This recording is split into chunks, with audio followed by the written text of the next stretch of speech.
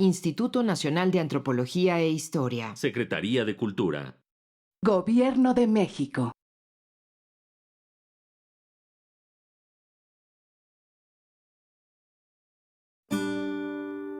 Su sustancia está hecha de evocación, recuerdo, rememoración y de lo que toma del porvenir. Porque es una parte fundamental de nuestra identidad. Somos nuestra memoria. El programa del INA que nos lleva de viva voz con los especialistas. Muy buenos días. Esto es Radio INA. La Secretaría de Cultura y el Instituto Nacional de Antropología e Historia les invita a acompañarnos en la emisión de la serie Somos Nuestra Memoria. Yo soy Yesenia Peña Sánchez y en esta ocasión contamos con la presencia de Lilia Hernández Albarrán, investigadora que ha profundizado sobre los temas de mujer, cuerpo, sexualidad y con quien conversaremos esta agradable mañana. Me es grato dirigirme a ustedes para hablar del tema mujer, inclusión y respeto, a propósito del 8 de marzo, Día Internacional de las Mujeres. Bienvenidos ante estos micrófonos. Querida Lilia, muy buen día. Buen día, muchas gracias a Lina por la invitación y por supuesto a ti, Yesenia, que esta charla va a ser muy interesante contigo. Muchísimas gracias, Lilia, por estar entre nosotros. Bueno, pues la celebración del Día Internacional de las Mujeres es una excelente ocasión para reflexionar sobre los movimientos involucrados, los avances conseguidos y analizar si se han logrado los cambios en la sociabilidad y celebrar los actos de valor y decisión de mujeres que han desempeñado una función extraordinaria en la historia de la lucha por la defensa de nuestros derechos en todas las esferas de la vida.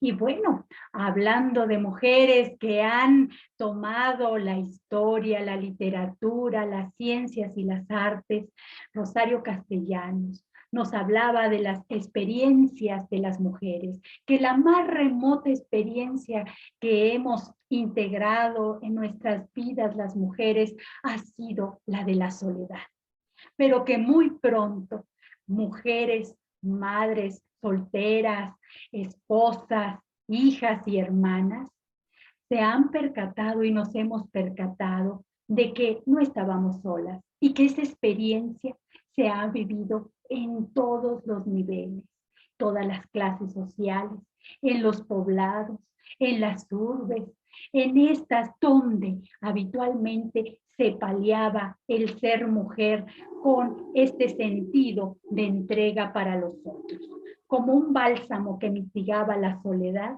y a través de un servicialismo que condenaba a ser invitada siempre bajo un arco de sacrificio.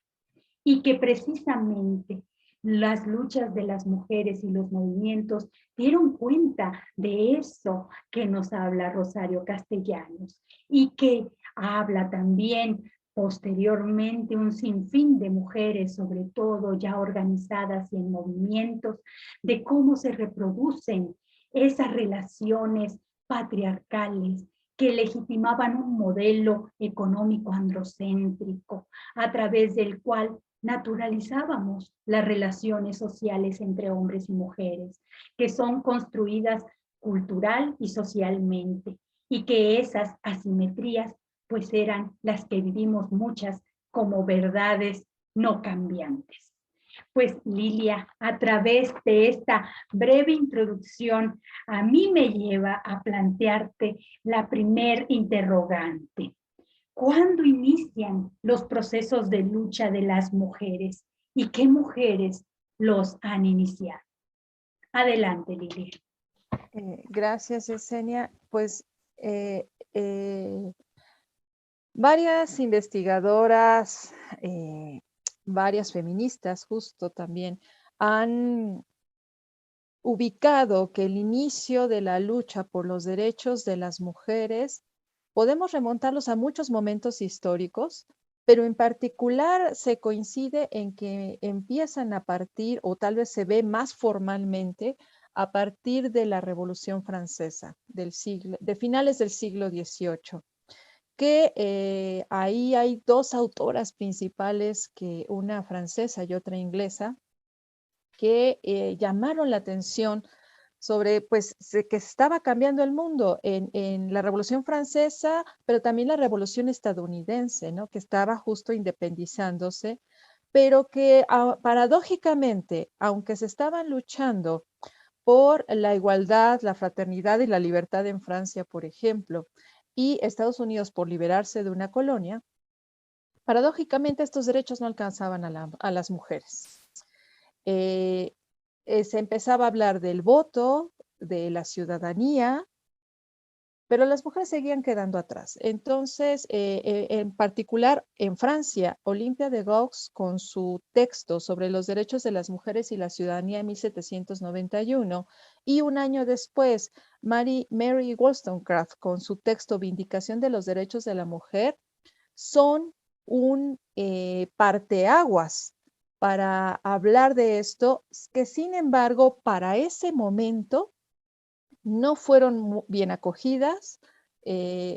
Los diferentes gobiernos, sobre todo, por ejemplo, en Francia, Napoleón dijo, no, pues es que a las mujeres se les está olvidando su papel natural de ser madres, de ser esposas. Eso es una ley natural, y entonces se sepultan estos intentos de estas mujeres ya de finales del siglo XVIII por llamar la atención sobre los derechos de las mujeres y ser tomadas en cuenta como ciudadanas, tener derecho al voto y tener igualdad de derechos con los hombres. Ahí es un parteaguas que se está tomando en cuenta, que sin embargo no va a lograr consolidarse. Va a ser hasta el siglo XIX, donde empieza ya movimientos más organizados para poder empezar a consolidar derechos de las mujeres, en particular ciudadanos. Entonces, estamos hablando que en un inicio la necesidad de tener una ciudadanía, como cualquier otro hombre, y que a este derecho al que se estaba luchando, al voto, viene de la mano con otros derechos donde se hablaba prácticamente de que existían procesos de esclavitud laboral hacia la mujer, una menor paga, mayores horas de trabajo, el no tomar en cuenta que había hijos, que había familia que atender. ¿Cómo se da en ese contexto estas luchas de mujeres? Sí, como comentas, pues estamos hablando de una época en que no había todavía, estamos hablando del siglo XVIII todavía, no había todavía sindicatos, ¿no? Y que las jornadas laborales podían ser hasta de 10 horas o más, en que las mujeres tenían que salir a trabajar porque pues lo necesitaba la economía. Estamos también hablando de un contexto en que la pobreza estaba muy generalizada, por lo mismo, en que no había igual paga, ¿no? A la mujer se le pagaba menos. Eso suena muy al día de hoy todavía, que todavía hay muchos trabajos donde se paga menos a la mujer. Y además la riqueza social, económica y política estaba centralizada en ciertos sujetos, ¿no? Estamos hablando de la transición todavía de reinos, de imperios, de que todavía había monarquía, ciertas clases con mucho poder, mucho control económico y político, que para la ciudadanía en general no era accesible, ¿no? Entonces había una desigualdad muy importante también. Por eso, unido a estas luchas revolucionarias, pues también venía la demanda de las mujeres, decir, bueno, pero también hay que tomar en cuenta a las mujeres.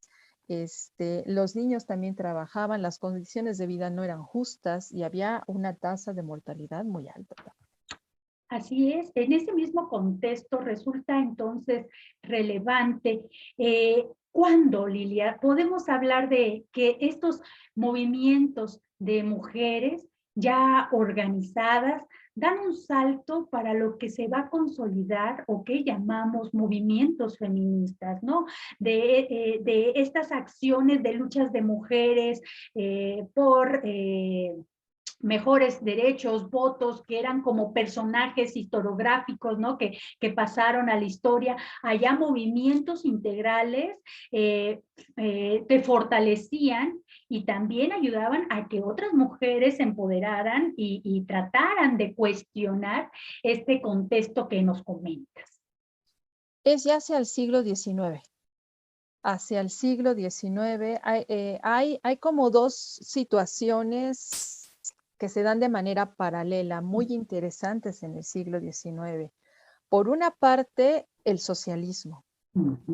El socialismo, el surgimiento de los partidos socialistas en el siglo XIX va a ser un parteaguas muy importante, porque hay que recordar que el socialismo, en términos muy resumidos, ¿no? Como muy simples, buscaba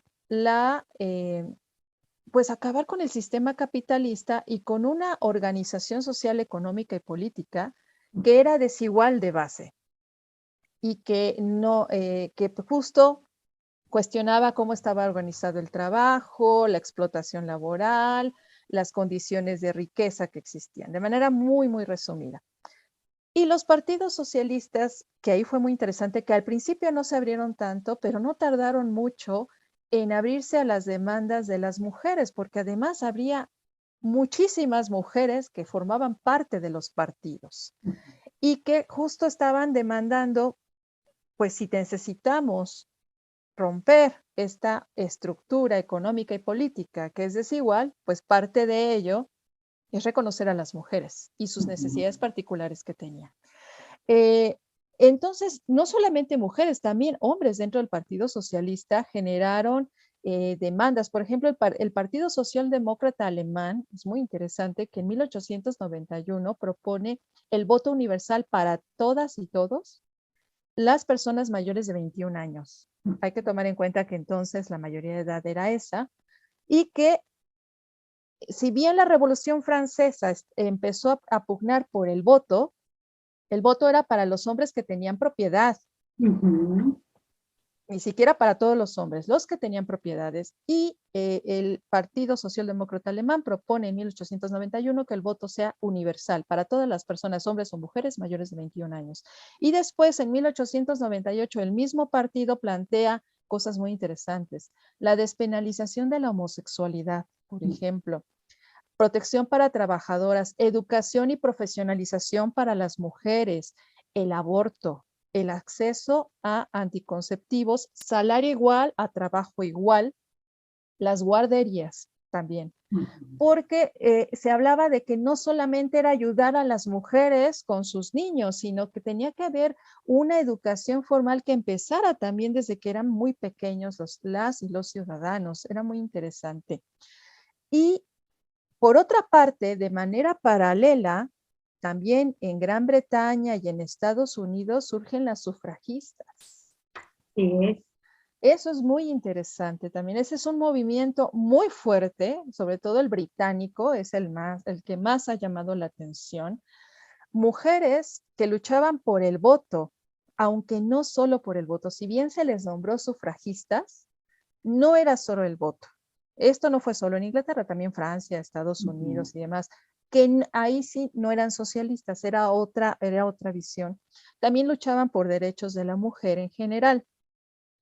Pero fue un movimiento que en particular al principio fue pacifista, pero a partir del famoso Black Friday, el Viernes Negro, que fue el 18 de noviembre de 1910, que fue una represión policíaca muy fuerte contra las mujeres, que sufrieron muchas agresiones sexuales, que fueron lastimadas, llevadas a la cárcel y demás, este movimiento deja de ser pacifista y gira a acciones radicales y contundentes para llamar la atención de las autoridades, en particular acá del gobierno británico, desde poner bombas, desde romper vidrios de lugares, incendiar casas de campo de la realeza, destruir jardines reales, invadir campos de golf, romper los buzones postales, etcétera, un sinfín, hasta una de ellas que fue Emily Davison, que incluso se arrojó en un derbi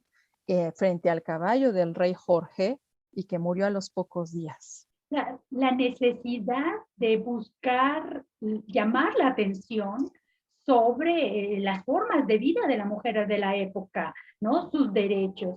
Entonces, esta integración de movimientos, de esta diversificación de movimientos al interior de lo que se está configurando como feminismo en esa época, pues está basado principalmente en una historia eurocéntrica, por lo que me estás comentando, ¿no? De estas primeras luchas en Europa de las mujeres europeas, ¿no?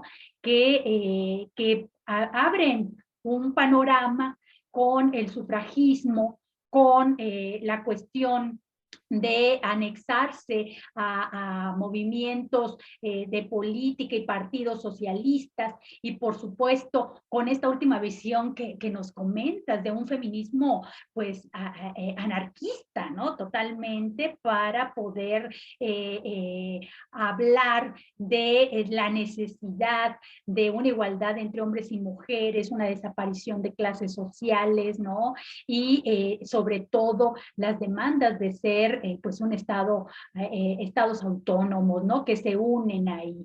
Entonces, muchas veces a esta primera época se le ha llamado como una primer ola de feministas, pero realmente es como la integración base de estos movimientos. También incluso se habla de feminismos marxistas, ¿no?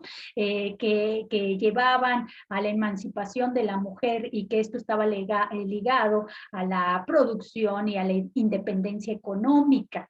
¿Qué nos dices al respecto, Lili?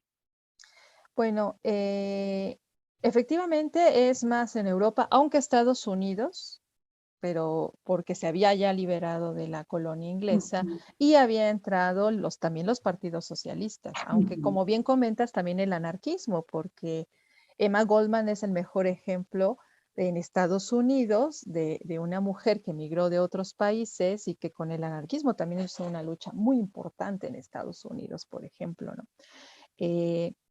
Pero es muy, también ahí en la cuestión política y económica, el socialismo tuvo un papel muy importante, porque hay que tomar en cuenta que la diferencia que había entre los partidos socialistas que estaban luchando por estos derechos de las mujeres, no solo las mujeres, sino también los hombres, y que era parte de la agenda socialista de los partidos socialistas. Tan es así que la primera celebración del Día de la Mujer Trabajadora fue en Estados Unidos en 1909.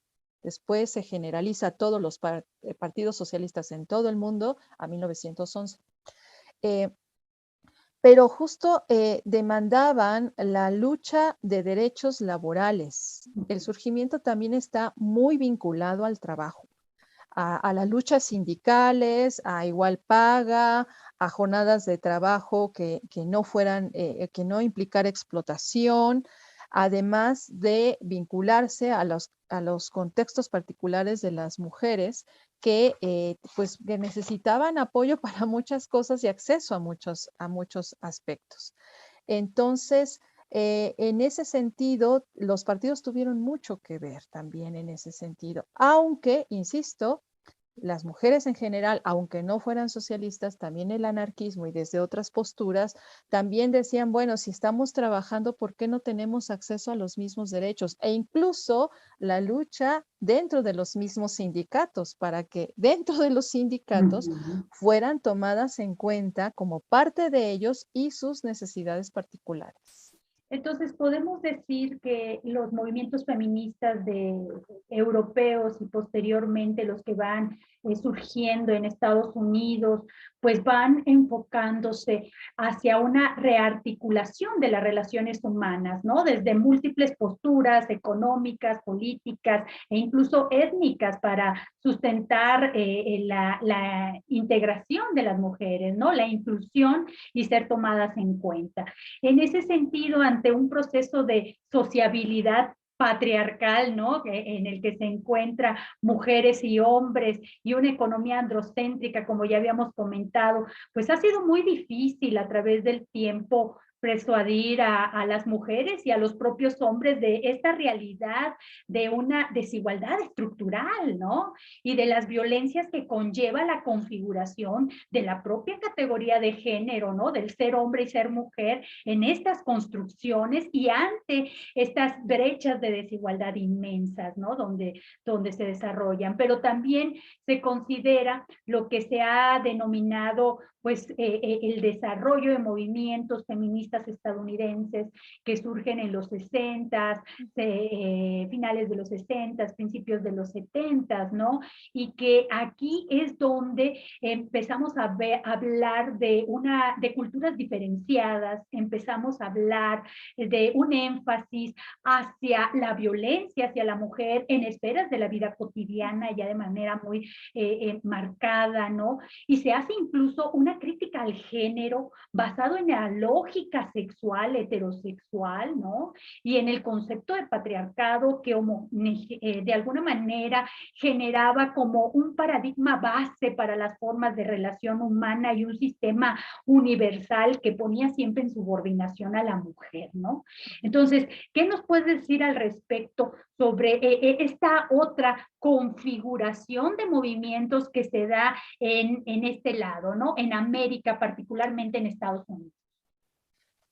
Bueno, nada más quisiera nada más acotar brevemente, porque sí es eurocéntrica, pero también hay que tomar en cuenta el contexto que, por ejemplo, América Latina estaba Así es. para esa época. Ajá. O sea, cuando estamos hablando del siglo XIX, América Latina estaba peleando por sus independencias todavía, ¿no?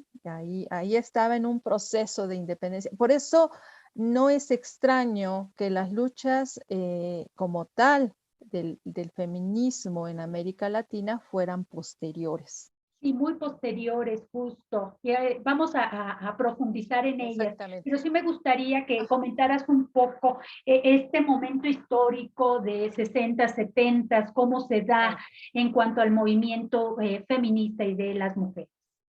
Bueno, en las décadas de los 60, 70 ya estamos hablando ya del siglo XX y ahí para entonces, tanto en Estados Unidos como en América Latina, ya hay otro tipo de movimientos que van a estar, que si bien para el siglo XIX estaban luchando contra la esclavitud sexual, la igualdad política de mujeres, el derecho a asociación, porque recordemos que tampoco las mujeres se podían asociar, y derecho al voto.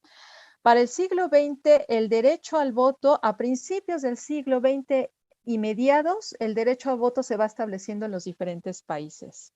Pero sabemos que esa no es la única demanda, que hay muchas demandas pendientes, que no, el voto no era el único por lo que las sufragistas estaban luchando, ni las socialistas.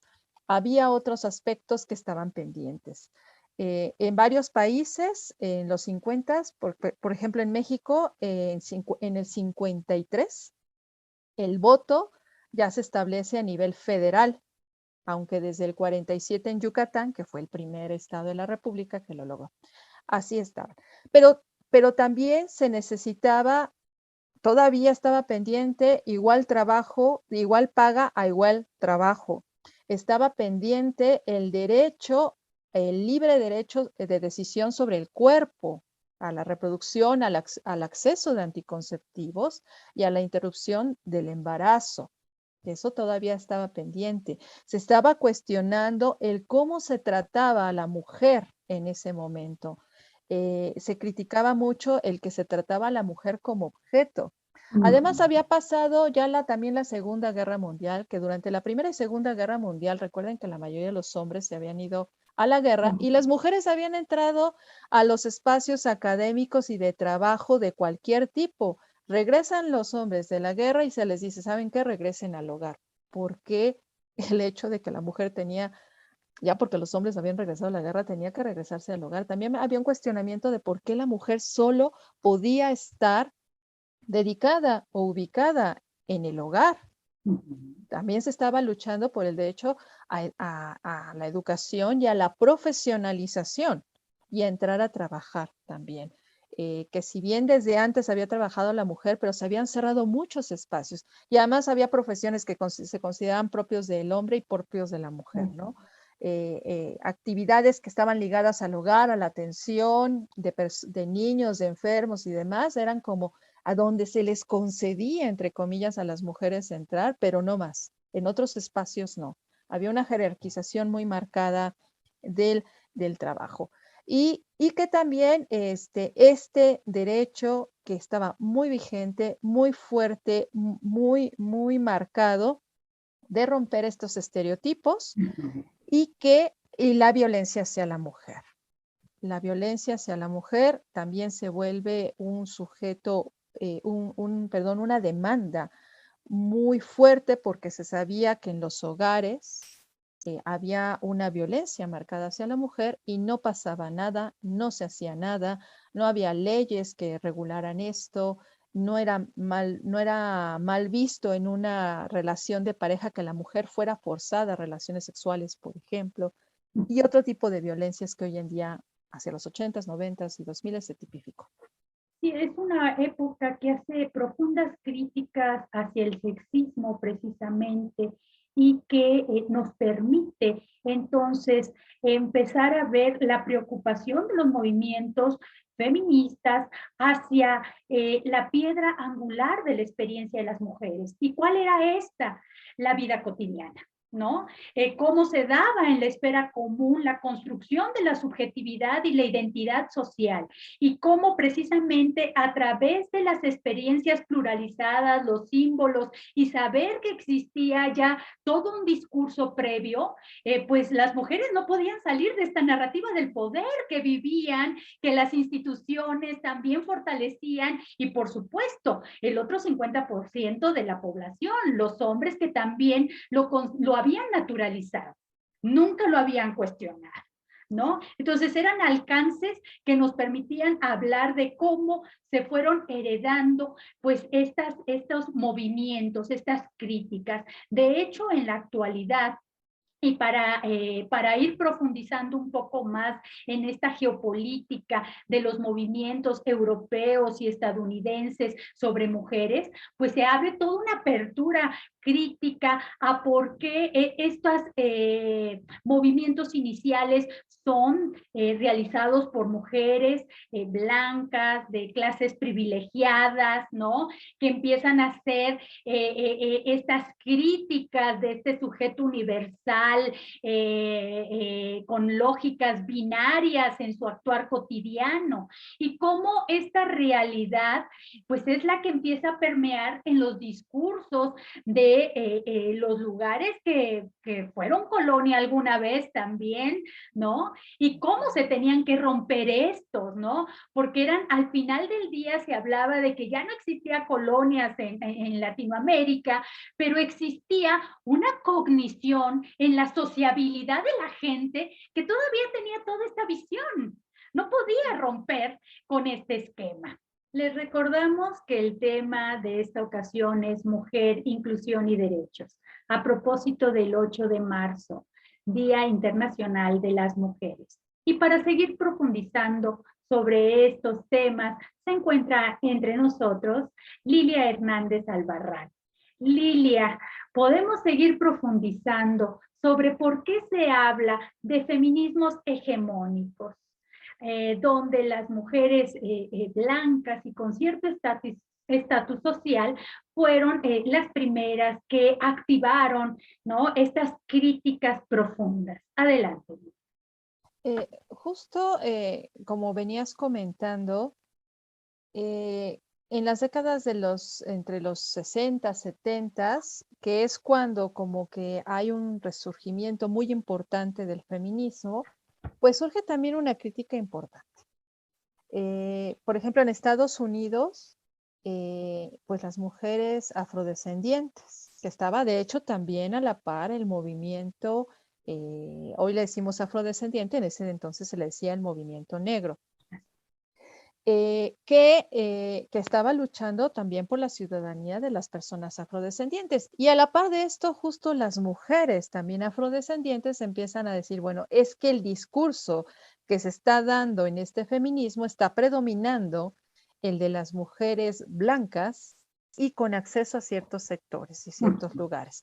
Y también eso va a ser un poco más visible posterior. Obviamente también empiezan a las críticas desde las mujeres latinas, chicanas, desde otros grupos también, y por eso se empieza a hablar de raza, etnia y clase, además de sexo, obviamente. En este momento el feminismo estaba muy basado en la diferencia sexual, en esta diferencia, como bien mencionaste hace un rato, del sexismo que había, cómo se marcaba la diferencia sexual entre hombres y mujeres para atribuir ciertos roles, jerarquías, acceso a trabajos, acceso a la vida profesional y demás, con base en el hecho de ser hombre o ser mujer.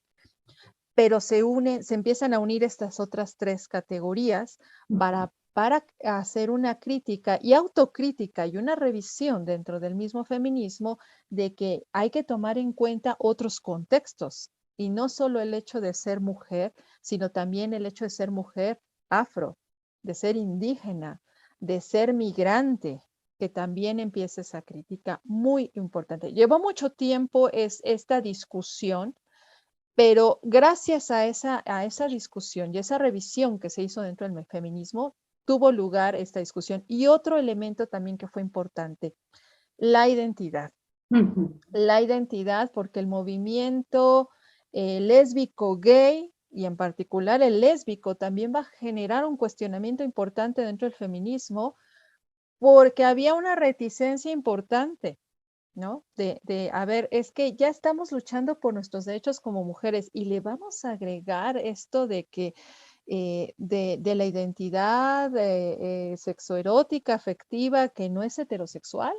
No, es que nos van a empezar a rechazar y entonces mejor hablemos de la lucha de las mujeres en general, sin hablar de las lesbianas, por ejemplo. Y eso también fue un cuestionamiento muy importante que se dio, porque se estaba invisibilizando también el movimiento lésbico, que después empieza también a tomar auge, ¿no? También empieza a surgir el movimiento lésbico feminista, al principio separado, poco a poco, con el tiempo se van uniendo estas luchas. Así es, hubo conflictos justo Claro. para poder anexar esta categoría de identidad sexual, ¿no? Y posteriormente de género. Entonces estamos hablando aquí de que la vida cotidiana es la identidad narrativa, ¿no? Que permea discursos y está permeada por esas formas jerárquicas y de orden social del poder, ¿no? Y cómo precisamente es a través de esta pluralidad de encontrar a otras mujeres, otros espacios, otros tiempos, otras características y condiciones de vida, donde se empieza a abrir esta crítica feminista a las diferencias, pero no solamente eran las diferencias, sino ya se empieza a hablar entonces del lesbofeminismo, del feminismo autónomo, del feminismo popular, del feminismo indígena, con necesidades específicas de expresión, de visibilizar, ¿no? De ser identificadas y no solo homogenizadas en un solo feminismo, ¿no? Debido a estas características. Y muy recientemente, Lilia, se habla justo en América Latina y en Asia Yala, por supuesto, del feminismo decolonial, ¿no? Como una parte de entender justo esta relación entre modernidad, colonialidad y cómo desprenderse de estos discursos desde pensar como un principio de justicia social también, como un principio de resarcir daños, ¿no? Desde el feminismo crítico que puede nutrir estas nociones, ¿no? ¿Qué piensas al respecto de este tipo de feminismos? Algo que es, creo, muy interesante que estás recalcando ahorita con tu comentario es que no hay un solo feminismo, ¿no? El feminismo ha tenido una historia muy importante. Yo creo que ha tenido un papel primordial en la lucha de derechos, pero ha habido muchas visiones políticas, ¿no? Como las que incluso enumeraste, socialistas, anarquistas, y también muchas posiciones desde el origen de los sujetos, en este caso de las mujeres, que han estado luchando por los derechos. el ejemplo de que ahorita hablaste de los diferentes feminismos también, el feminismo afro, que surgió como feminismo negro, así se nombraba entonces, y ahora ya se habla de afro. Por ejemplo, Angela Davis, ahí fue muy interesante, muy, muy interesante Angela Davis en Estados Unidos con los Black Panther, que no fue la única, no fue la única, pero por ejemplo, como desde un movimiento que se estaba reivindicando la lucha de los afrodescendientes, como también surge como parte de la agenda política, un poco como hicieron los socialistas también, la lucha de las mujeres y la educación integral popular, porque también los Black Panthers tenían algo muy interesante, que era la educación popular, que era parte del movimiento de los 60s y 70s también, porque el marxismo que entró en Estados Unidos, pero también en América Latina y en el mundo, hablaba de la educación popular y por la educación, ya vista de una manera un tanto a la América Latina y una reinterpretación del marxismo, pero esta visión de la educación popular, de los movimientos y luchas populares que había, porque hay que tomar en cuenta que América Latina estaba luchando contra las dictaduras. México no, pero el resto estaba luchando contra las dictaduras y el marxismo, la educación popular, los movimientos populares eran muy importantes, eran cruciales y esto también viene a permear el feminismo. Entonces, estos procesos históricos, regionales, locales, también han permeado al feminismo. Y más recientemente, esto que mencionabas del feminismo decolonial. Hay varias posturas con respecto a lo decolonial, que es esta visión o este sentido de romper estas posturas, estas cogniciones, como bien lo mencionaste, de que pues quienes nacimos en países que habían sido colonializados, pues tenemos todavía las formas de ver y pensar. Hemos construido lógicas narrativas que tienen como base las nociones capitalistas, progresistas, desarrollistas, que incluso la visión de raza, que aunque ya no usaremos el concepto de raza, pero que sigue habiendo una visión racista con base en ciertas formas de pensar, eugenésicas, racistas, progresistas, evolucionistas, pero que también lo vemos como una forma y estilo de vida, en depreciación, en perjuicio y discriminación de nuestras culturas y naciones originarias y nuestras formas de organización de este tipo. Entonces, el feminismo decolonial justo también viene a hacer esa crítica a que tenemos que deshacernos de estas visiones y también con respecto hacia la mujer. ¿Qué feminismo vamos a retomar? El feminismo, como bien mencionaste en algún momento, eurocentrista, blanco. ¿Qué feminismo vamos a retomar? Vamos a asumir las identidades indígenas como desde dónde. La mujer indígena desde dónde, desde qué discurso. Desde el discurso propio, rompiendo también las visiones patriarcales que obviamente hay desde los grupos indígenas. Porque también hay una visión donde se suele asumir que la visión occidental moderna es la que rompe las estructuras patriarcales porque le da oportunidades a la mujer y se le suele ver a la mujer indígena como sujeta a una visión patriarcal como muy arcaica, como que pareciera que las sociedades occidentales ya lo superaron mientras que las poblaciones indígenas, entre comillas, no lo han hecho. Y tampoco están así.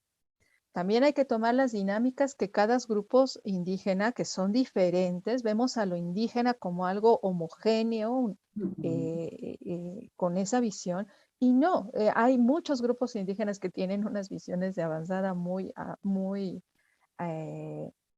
muy amplias que rebasan a las visiones occidentales, y hay grupos que obviamente sí tienen más marcadas estas jerarquías entre hombres y mujeres. Y como lo comentas, Lilia, que aparte están teniendo luchas específicas por su Claro. condición étnica, el despojo de los territorios, Claro. la fractura de lo comunitario Ujú. por un orden social supra, ¿no? O estructural, entre otras tantas, digamos, de alguna manera relaciones que ya se tenían previas, ¿no? Y aparte, resignificarse como un feminismo indígena no es nada sencillo dentro de todos estos frentes, incluyendo el de otros feminismos, ¿no? Que también las han desplazado, como en algún momento a las lesbofeministas, ¿no? Entonces, dentro de esta realidad, Lilia, pues qué grato es estar charlando contigo, ¿no? Sobre este largo camino que hemos recorrido las mujeres para obtener los derechos, sea por protestar, tener acceso al voto, la paridad en espacios políticos, ¿no? Exigir derechos al trabajo, a la formación profesional, romper estereotipos de cuidadoras, madres y esposas, valorar el trabajo doméstico, exigir la no discriminación y la violencia y el respeto, ¿no? Y sobre todo la dignidad. Y en ese sentido han surgido muchas herramientas que se han retomado por las instituciones para tratar de reducir las brechas de estas desigualdades estructurales, ¿no?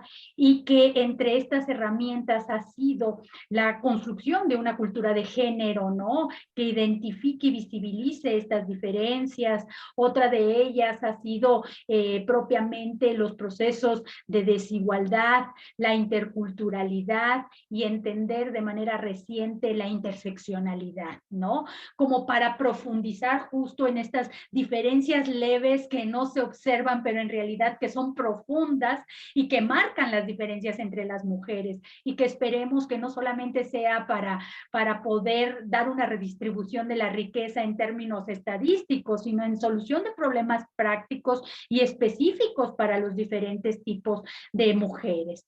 En ese sentido y bajo este recorrido, que sabemos que el camino no ha sido nada sencillo para obtener igualdad, participación, dignidad, justicia, felicidad y paz, ¿no? Porque también se nos olvida esas realidades. Lilia, pues estamos en pleno siglo XXI y todavía estamos en espera de que a nosotras las mujeres pues se nos generen realmente condiciones que no solamente sean legales, sino activadas en la vida cotidiana, en la vida social, cultural y pública, ¿no? En esta sociabilidad cognitiva que ya tenga una transformación.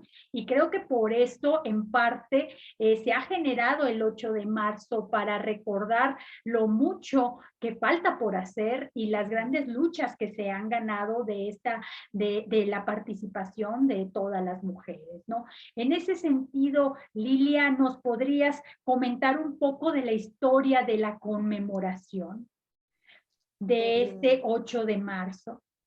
Ok. Sí, pues empiezan los antecedentes en Estados Unidos con el Partido Socialista Estadounidense, que celebró por primera vez en el 28 de febrero de 1909 un día para la mujer trabajadora. En un congreso que se lleva a cabo como los partidos socialistas, recuerdan que los partidos socialistas eran una visión internacionalista. Y entonces cuando llevaban a cabo sus congresos iban representantes de los diferentes países donde estaban. En 1911, las estadounidenses al Congreso, perdón, en 1910, las estadounidenses participan en el Congreso de los partidos socialistas en Stuttgart y les platican su experiencia a las demás mujeres. Y entonces los partidos socialistas celebran por primera vez el 19 de marzo de 1911 el Día Internacional de la Mujer Trabajadora. A partir de ahí se empieza a celebrar, pero también hay que tomar en cuenta que hay dos eventos que también se vuelven se empiezan a convertir como en situaciones que van a contribuir a celebrar esta lucha. El 25 de marzo de 1911, que sucede este incendio tan famoso, pero tan lamentable, de la fábrica Triangle Shirtwaist en Estados Unidos, donde mueren 146 mujeres, que ya habían estado protestando por sus derechos laborales, por una jornada de trabajo digna, por pagos iguales, condiciones de seguridad y demás. Y después, el 23 de febrero de 1917, estamos hablando en tiempos de la Primera Guerra Mundial. En Rusia, la Rusia que todavía era la Rusia zarista, se da una huelga masiva de trabajadores y de trabajadoras, sobre todo, son mujeres de las grandes industrias que protestan el 23 de febrero de 1917, que es homólogo al calendario gregoriano al 8 de marzo. De ahí viene el 8 de marzo. Que entran en huelga para realizar una manifestación masiva exigiendo alimento suficiente y regreso de las personas que fueron a la guerra. Hay que recordar que están viviendo no solamente Rusia, muchos países en situaciones muy difíciles con una economía que se ve afectada por la guerra mundial, y esto se vuelve el preámbulo. Es hasta 1975 que la Organización Nacional, de las Naciones Unidas retoma e instituye, a propósito del Año Internacional de la Mujer, el 8 de marzo como Día Internacional de la Mujer. Efectivamente, el camino ha sido a través de los derechos, pues, de ciudadanía y de laborales principalmente, para dar ese reconocimiento, pero se ha extendido a todas las esferas de la vida de la mujer, ¿no? Para precisamente recordar que pues todavía no está solucionada las brechas de desigualdad y que hace mucha falta seguir trabajando en ellas de manera conjunta. En ese sentido, Lilia, ¿cuáles serían como las últimas políticas en favor de la mujer que se han estado desarrollando en nuestro país? Puede ser a nivel internacional, pero ubicarnos en México, ¿no? Que nos pueden dar como visos de hacia dónde se movió la agenda en favor de las mujeres. Adelante. Bueno, creo que una muy importante es la ley para erradicar la violencia hacia la mujer, que esa es muy, muy importante. Es cuando por primera vez se empieza a hablar de que existe diferentes tipos de violencia hacia la mujer y que gracias a eso se establece como tal que las instituciones a nivel federal tienen que generar acciones para prevenir y erradicar la violencia hacia la mujer. Creo que ese es un parteaguas muy importante, que falta mucho por hacer, sí, pero ese es un elemento muy, muy importante, que el primero es la ley federal para prevenir y erradicar la violencia hacia la mujer. Creo que ese es muy, muy importante. A partir de ahí se han dado muchas situaciones, muchas reformas a las leyes justo para, por ejemplo, una muy lamentable que tuvo que establecer un protocolo para atención de violencia hacia la mujer, que se ha tenido, por ejemplo, que establecer la alerta de género debido a este aumento tan importante, tan terrible, tan lamentable de los crímenes de feminicidio, que a partir de ahí, ante la presión de grupos feministas, de organizaciones civiles, de muchas mujeres que, aunque no forman parte de organizaciones civiles, secundaron este esfuerzo para establecer, por ejemplo, la estrategia de la alerta de género. La ley, ha habido varias que se llaman leyes, que más que leyes han sido reformas tanto a algunos códigos penales, porque, por ejemplo, el que conocemos como ley Ingrid, que no es en sí misma una ley, es una reforma que se ha estado dando primero en la Ciudad de México y después diferentes estados de la República lo han ido secundando a partir del caso de feminicidio de Ingrid que se dio en febrero de 2020, que desgraciadamente los medios de comunicación exhibieron su cuerpo. Entonces, esta que se ha llamado como Ley Ingrid ha sido una reforma que se ha estado dando en algunos códigos para, y como una manera de manejo también ético para medios de comunicación con perspectiva de género, en el que no se exhiba a la víctima de los delitos. A propósito del caso de Ingrid Escamilla, el Congreso de la Ciudad de México en 23 de febrero de 2020 aprobó sancionar penalmente a servidores públicos que difundan información o documentos del lugar de los hechos o del hallazgo o de las víctimas de feminicidio y que se estén llevando un procedimiento penal. Eso es muy importante. Muy, muy importante. Eso es básico justo para dignificar, ¿no? A las mujeres, y pues las luchas, ¿no? Y que precisamente los medios de comunicación que son interlocutores, pues también tienen que regularse, ¿no? Estas maneras de dignificar. También se habla de los avances de la ley Olimpia, ¿no? Que también es muy importante, si nos puedes hablar un poco al respecto, y pues que la ILE también como un derecho de acceso al cuerpo tan importante, y que aunque todavía no es de carácter pues federal, ¿no? Muchos estados se siguen sumando. Así es. De la ley Olimpia, que igual también le llamamos ley Olimpia, pero no es una ley, es reforma a los códigos, un poco retomando la Ley General de Acceso a las Mujeres a una Vida Libre de Violencia, también esta ley tan importante, para sancionar la violencia digital. Entonces, es más bien reforma a algunos códigos, a algunos artículos de los códigos penales a nivel estatal, que cada vez más estados se suman, por la difusión de contenido explícito sexual, ya sea que haya sido firmado con o sin consentimiento, el acoso, el hostigamiento y difusión de este contenido. Esta es la famosa que se ha conocido como Ley Olimpia, pero que ha permitido que muchos, empezó en la, no solamente en la Ciudad de México, porque también hubo otra compañera de apellido Baquedano, que ahorita se me fue el nombre de ella, que también tuvo que luchar en eso en Yucatán. En Yucatán. La más conocida es nuestra compañera Olimpia, por eso lleva su nombre, pero también casi al mismo tiempo se dio en Yucatán. Y entonces muchas organizaciones civiles también se han unido a esta lucha para que en varios estados se combata la violencia digital, que así se le ha llamado, en sus diferentes modalidades de acoso, de hostigamiento, de difusión, de exhibición de contenido sexual o coerción incluso para obtener contenido sexual explícito de mujeres, niñas, adolescentes. Y que mencionaste, la ILE, tenemos una NOM.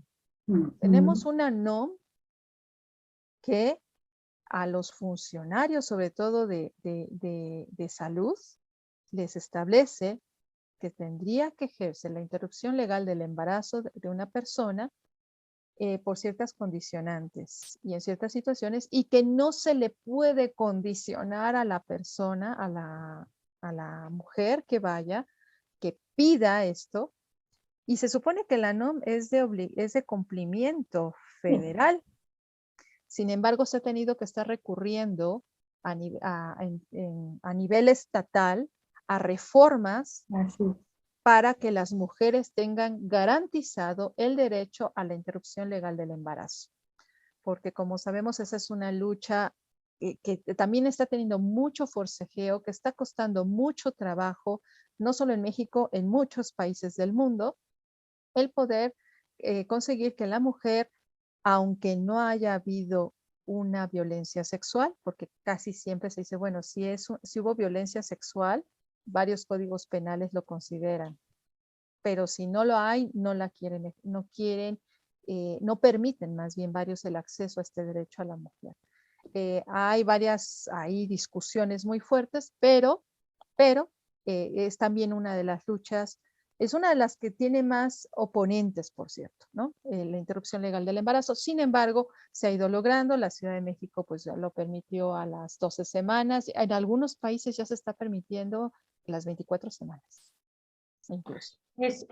Son luchas ganadas, son cuestiones que ahí también nos deja tarea de sensibilizar a la función pública, ¿verdad? A todos los actores participantes y de generar y amplificar la información a las mujeres, ¿verdad? Porque también muchas de estos avances no llegan a todas las mujeres y desconocen también estos derechos. Fíjate que desde el Instituto Nacional de Antropología e Historia también grandes mujeres han pugnado, ¿no? Por la investigación, la lucha y la participación social de manera permanente. Entre ellas, pues nuestra querida maestra, la doctora Mercedes, ¿no? Olivera, ya, exacto. Tenemos también a esta Delia Basols, ¿no? Barrera Basols, que también ha luchado mucho y ha trabajado mucho sobre mujer y política, ¿no? También se encuentra pues la propia Coordinadora Nacional de Antropología, Paloma Bonfil, que ha trabajado mucho con población indígena, población étnica en cuanto a sus derechos. Y entre otras tantas mujeres que vamos a encontrar, arqueólogas, antropólogas, historiadoras, etnólogas, antropólogas físicas, que se han dado a la tarea de tener en sus trabajos y fuentes de investigación la cercanía y la sensibilidad, sobre todo de ser mujer y de aportar algo a estos movimientos. Y bueno, Lilia, ¿con qué te gustaría cerrar en este día que estamos conmemorando el 8 de marzo? ¿Qué invitación nos haces a todas las mujeres y los hombres que te estamos escuchando?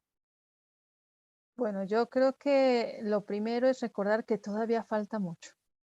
Estamos en un país que es catalogado como feminicida. Lamentablemente, la violencia hacia las mujeres de cualquier rango de edad, desde recién nacidas hasta adultas mayores, es una constante en este país.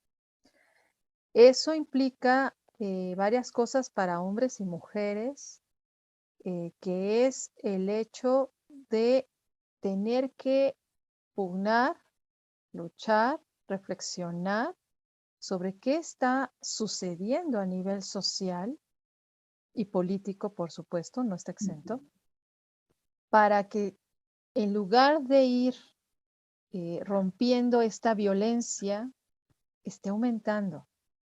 Tenemos ya marcos legales que de alguna manera, supuestamente, generarían un cambio. Sin embargo, el cambio social está yendo hacia otro lado. Digo, las leyes y políticas no son la panacea ni la solución, y más porque sabemos que finalmente también quienes están en el gobierno y en las instituciones también tienen mucho que modificar. Mucho.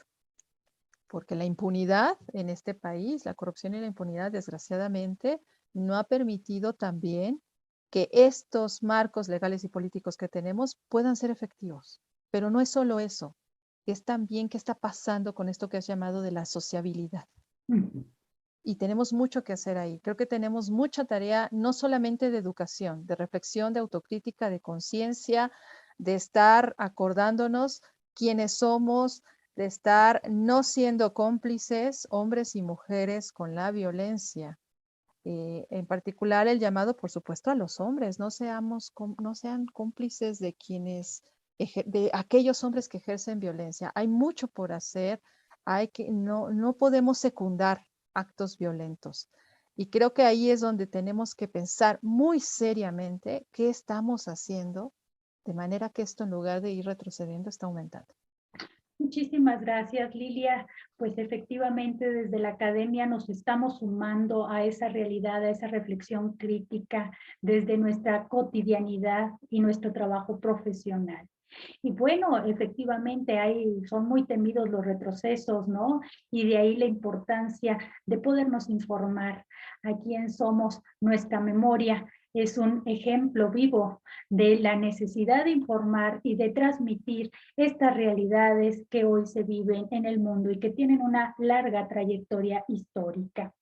Yo soy Yesenia Peña y justo me gustaría despedirme con una poesía de Gabriela Fraghetti que dicen: vienen muchas mujeres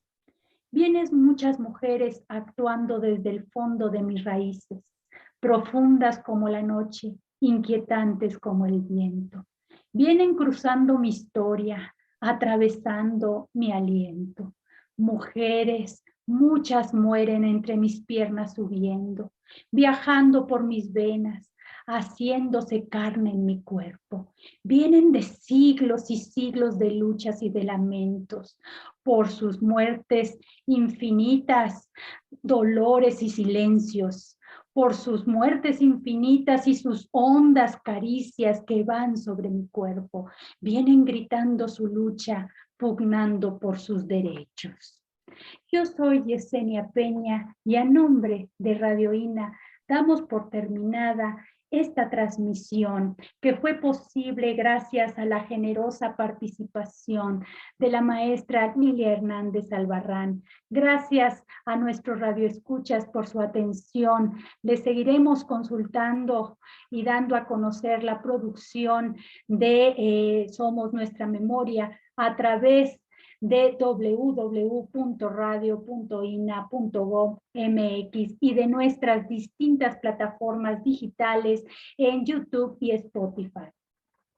Pues nada, la producción, muchísimas gracias en la realización a la Coordinación Nacional de Difusión a través de la Subdirección de Radio INA con Gabriela Marentes. Producción y grabación, Eva Nivaldo Morales. Edición, Rubén Martínez. Apoyo, Marta Hernández, Paula Abedoy y Jerónimo Cuevas. Hasta la próxima.